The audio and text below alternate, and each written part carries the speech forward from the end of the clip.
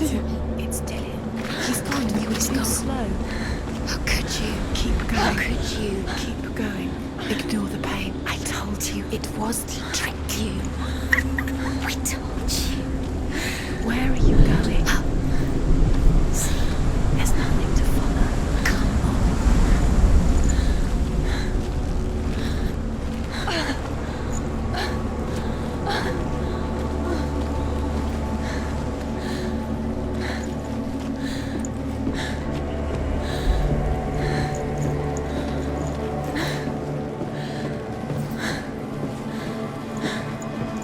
Before she first met him, she was not in a good place. Just a teenager, but not like the others. Barely functioning, she rarely left the house. Her father's in-bell made sure of that. Only occasionally did she venture out on her own, collecting firewood and herbs. Errands out in the Orkney Plains. That was her world. Like this one. Barren and lonely.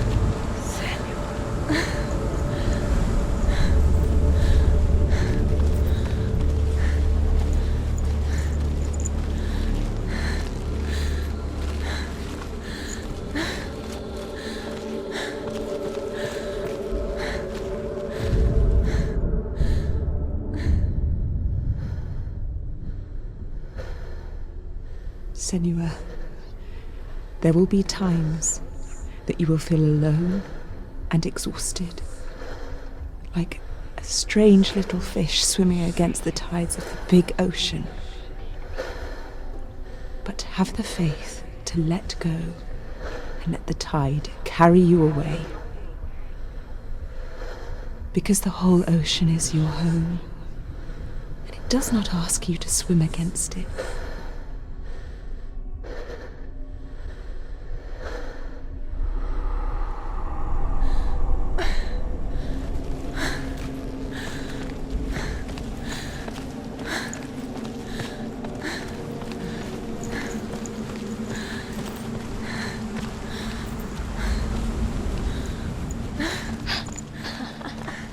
It's already disappeared. Nothing lives here, not even you. It's in your mind. You think you can see it, but it's in your mind. There's the tree. There he was, Where is he? the lone figure of a boy. He's there, under the tree. Sword play under the shade of a tree. To see him. You have to. She remembers the first time she saw him. To her young eyes, he moved as if dancing, He's there. and the world danced with him. The gloom lifted. You have to keep. For the first time in years, she felt a ray of hope. The Northmen tell of a great hero. His name is Sigmund. His father's hall was built around a great tree, and one day Odin comes and thrusts a sword into the tree, a gift to whomever can release it. Many try, but the sword only comes out at Sigmund's touch. His brother-in-law, King Siggeir, wants it, but Sigmund refuses him, so King Siggeir plots revenge. He invites Sigmund and his brothers to a feast, but when they arrive, they are met with an army, not a warm welcome. King Siggeir captures Sigmund and his brothers, steals his coveted sword, and readies them for execution.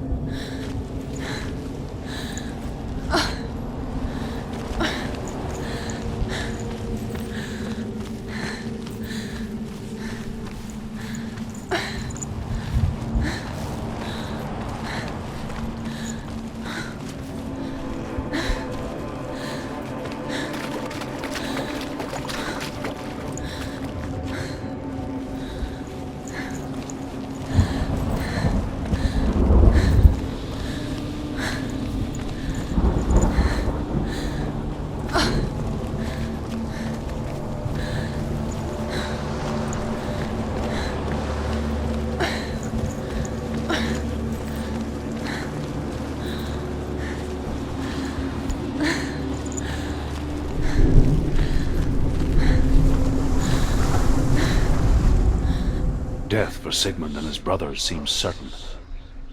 But the king's wife is Sigmund's sister, and she begs for mercy and implores the king to chain them up instead. He agrees. Not for mercy, though, but because he plans an even more cruel and lingering death. Chained to a tree in the forest that night, a she-wolf comes and devours one of Sigmund's brothers. She returns, ravenous, night after night, until only Sigmund is left.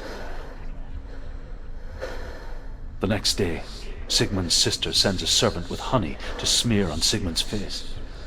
But to what end? Well, that night, when the she-wolf appears again, you'll never guess what happens.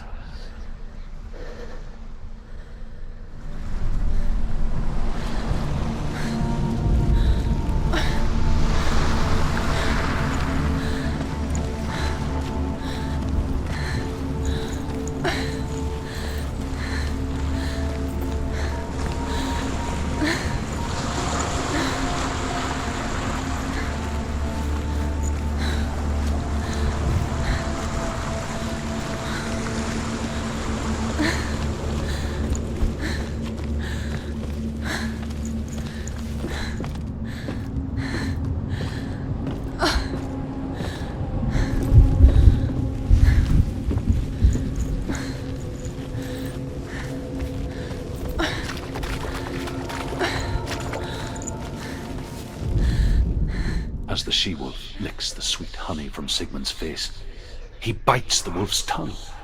The she-wolf pulls away, but Sigmund holds on. The chains break, and he is free. After his escape, Sigmund lives like us, hidden in the forest. His enemy, King Siggeir, believing him dead, as his sister plots revenge. And for vengeance to succeed, even the great Sigmund needs help. So she sends her sons to him. But their blood is weak and corrupted, and they're put to death by Sigmund. So his sister hatches a new plan, one that is cold of heart and pure of blood.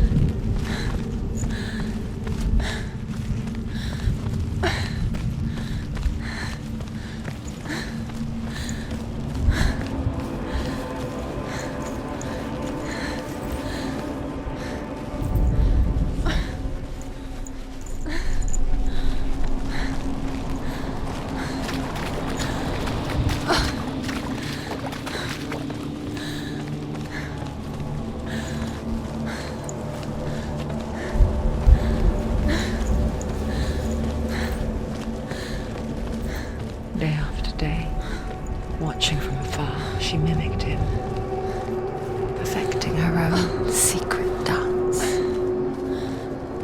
wishing those fleeting moments of light would stretch out to last forever.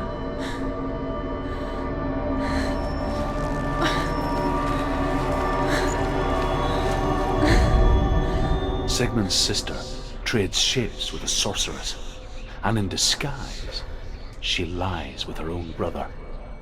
She gives birth to a son named Sinfjotli. After a time, she sends him to the forest to Sigmund. He tests the boy and finds him strong and fearless, and so they go to take their vengeance on King Siggeir. But luck is not on their side. They're captured, and Siggeir has them buried alive.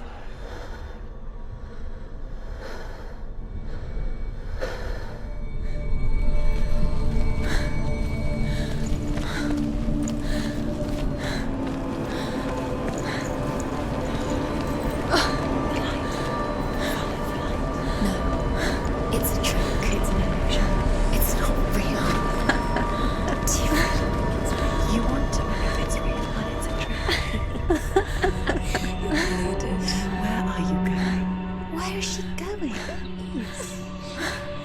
What is she following? You can't even fight. It's just deception. How does he so effortlessly court the world and bliss? If only she could do the same.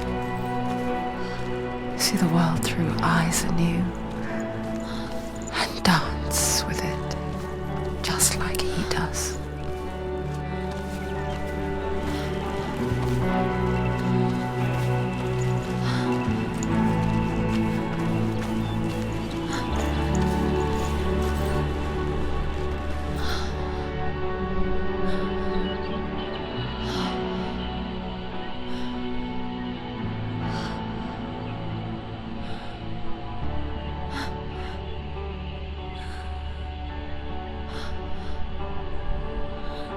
What's your name? Senua. I haven't seen you before. I'm not. I don't leave home much. Oh, Zeno's daughter. I have to go. Wait. Who taught you to fight like that? No one. No one. Well, I watched you, and You learnt all of that from watching me? You should become a warrior, you know. me? I'm Dillian. I'm here for the warrior trials. Come and watch. And bring your sword. You can't put it into words. That moment when you look into the eyes of the one who's supposed to reassure you, make you feel safe. It only takes an instant. Fear swallows you before you have a chance to make sense of it. And darkness becomes a part of who you are.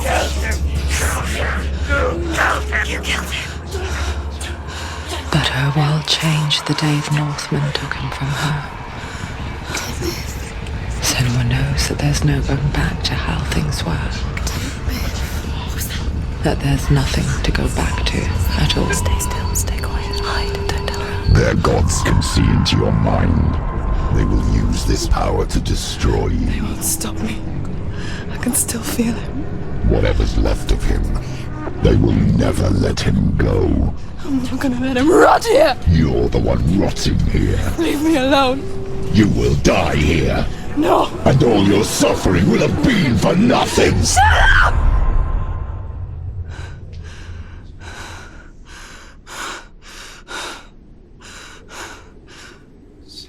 Dillian? Is that you?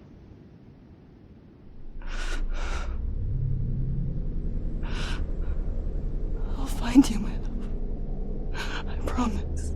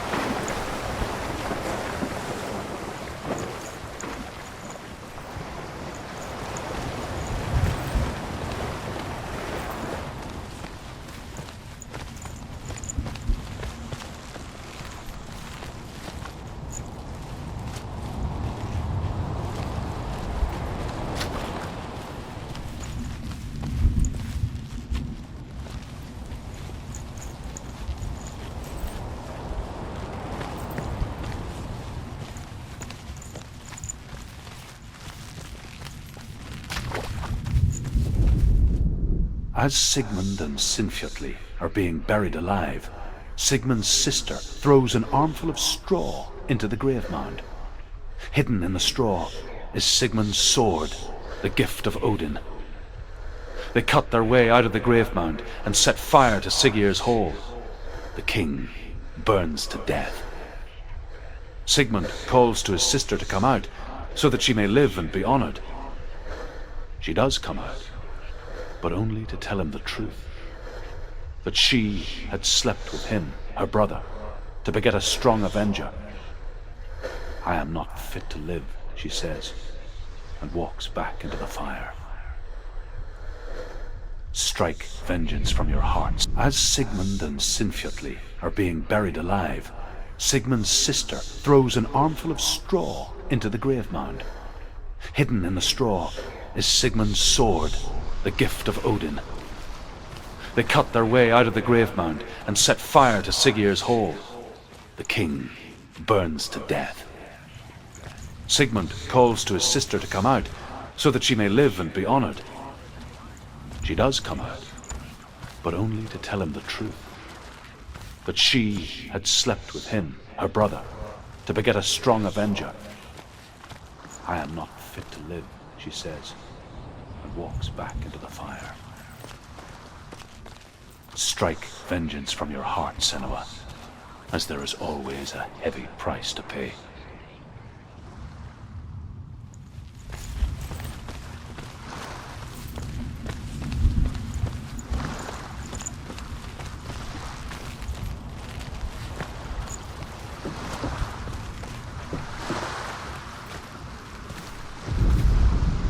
And here is the end of Sigmund's story.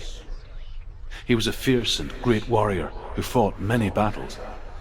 But one day, an old man came onto the battlefield. Although shadowed by a hood, Sigmund saw that he only had one eye. The man raised his spear, and Sigmund struck at it with his sword, but the sword shattered into pieces. Sigmund then knew that this was Odin, and thus that victory could not be his. He bowed his head and accepted his end. Dying, he tells his wife that she is with child, and that her son will one day make a great weapon out of the fragments of his sword. The sword named Gram.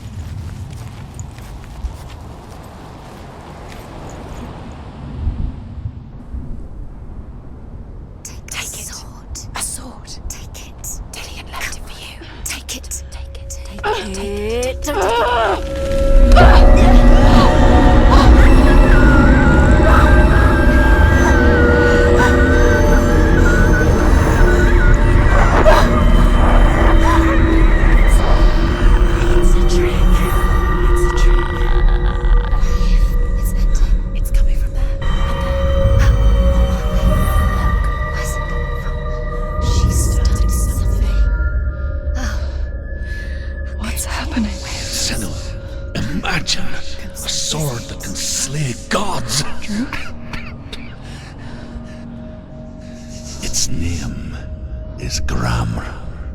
It was forged by the god of all Northmen, Odin, and gifted to Sigmund, a great warrior. I need this sword. It's important. Can you help me? The sword appears whole, but it is an illusion. It shattered into shards long ago. It is said a great warrior can reforge Gramr by answering the trials of Odin, one for each shard. The roots of the Tree of Death will take you to new lands where you will face the trials. Go to the shards. Go to the shard. Go to the shards. What's the shard? Find it. It's the metal runestones. It's in front of you.